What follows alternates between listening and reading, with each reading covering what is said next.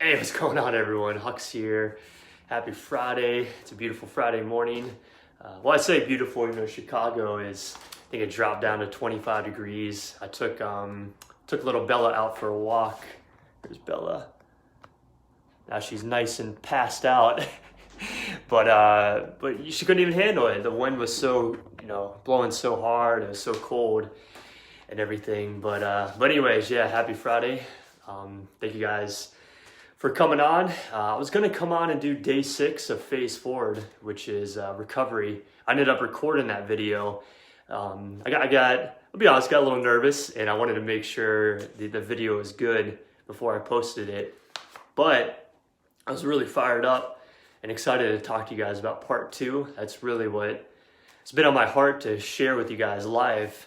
So yeah, I just want to talk about thinking like a servant. And first, I just want to share out of my book, The 5 Attitudes of Thinking Like a Servant.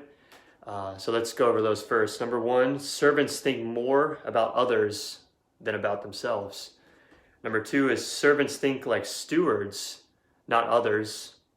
Not owners. I'm going to hit more on this one too. This is the one I've had the most trouble with in my life. Let's see. Number 3 is servants think about their work, not what others are doing. Number 4, servants base their identity in Christ. So important. And servants think of their ministry or work as an opportunity, not an obligation. And really the question I want you guys to consider, 1, think about those attitudes, which one you're having the most difficulty with. But I want the question for you to think about is, am I usually more concerned about being served or finding ways to serve others? So that's the question I really want you guys to ponder. And I think this is so important. And, again, my plan was just to come on here and talk about recovery, but sometimes you're called to talk about something else. That's just what it comes down to. And the main attitude I want to touch on is servants are supposed to be stewards. They're called to be stewards, not owners. This is so important. I truly believe I have not been able to be an entrepreneur until the past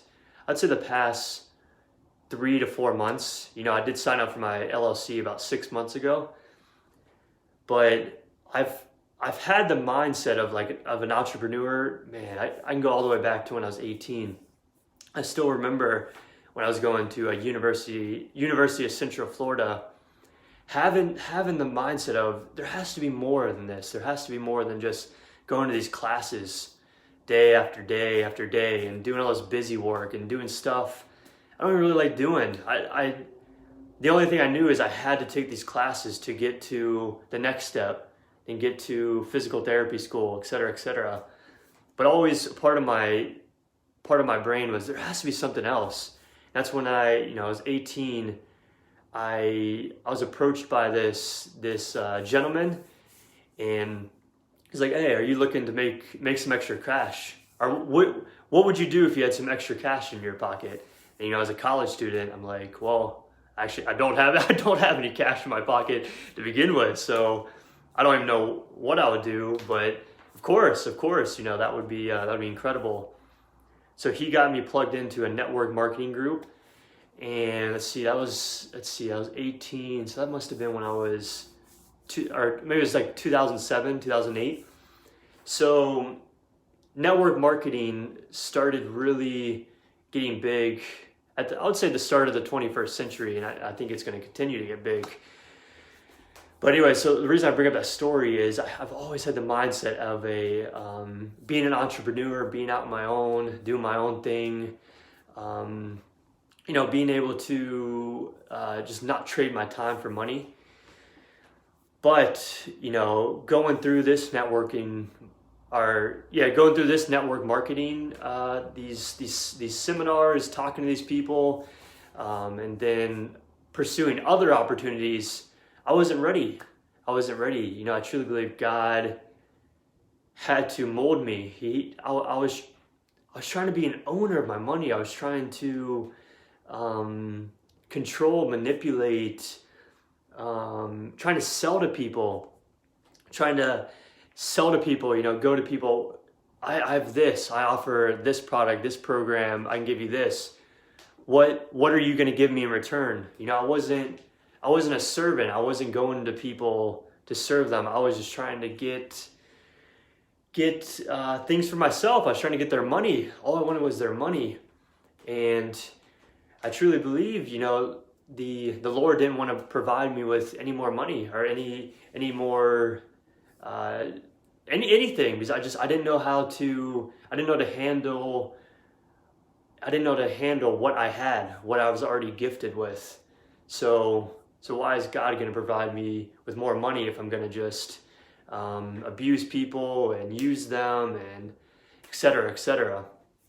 So that comes to my point now. Being a servant is being a good steward. It's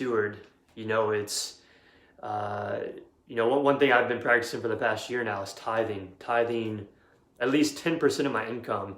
So whether that's going to my church or some other organizations to serve, I've really gotten into the habit of that, and that's truly just changed my life, changed my perspective on money. And then also number two, when I'm developing relationships with people, whether it's business or not, all I want to do is just give to them. I want to serve them, give to them, and not. I don't want anything back. I don't expect anything back. If that comes at that time or later, that's beautiful. I think that just goes with the whole verse, sow into people, sow, then you're gonna reap a bigger harvest. But we can't focus on that. We can't focus on sowing to people just to expect a harvest. That makes sense? So yeah, I truly I just want you guys to think about this. Think about what a real servant entails, the 6 characteristics of a servant. If you guys didn't catch the video, let me just hit those one more time. Let me see. So the 6 characteristics, just to remind you guys, was real servants make themselves available to serve. They pay attention to others' needs, do their best with what they have. Real servants do every task with equal dedication. Mama, thanks for coming on. Real servants are faithful to their ministry and then maintain a low profile. So having the 6 characteristics and then those 5 attitudes is so crucial to just take that next step in your life to become a great leader, to start having people come to you for different problems they have, whatever it is, whatever your gifts are, health, exercise. Of course, I'm a physical therapist, so I'm saying all the ones I do. Personal growth, depression, anxiety, whatever they are. But you have to start with your internal. You have to start with your internal. Take on the characteristics of being a real servant. Change your attitude. Develop those 5 attitudes of being a real servant. Then your cup. I always love this analogy. Then your cup is going to be full. Once your cup's full, then you can overflow. And just really provide people with what they need, when they need it, etc., etc. So hope that helps you guys. Again, like I said, I wanted to come on and do a recovery video with you guys, which I am. I am going to post my recovery video just of posture training, foundation training, some stretches, different things. But it was in my heart to come on live to talk to you guys about this. So I think it's just a beautiful opportunity. It's Friday. We're about to get into the weekend where we can really think about this and then choose to serve others this weekend. Maybe there's someone you haven't talked to in a while, you haven't reached out to in a while. Maybe it's a family member, grandparent, uncle, aunt. Maybe it's a cousin, first, second, third cousin. Maybe it's your son, your daughter. Maybe it's a friend. Maybe it's a friend or friend you haven't reached out to. Well, I just encourage you guys, use this weekend to reach out to them, serve them. Don't expect anything back.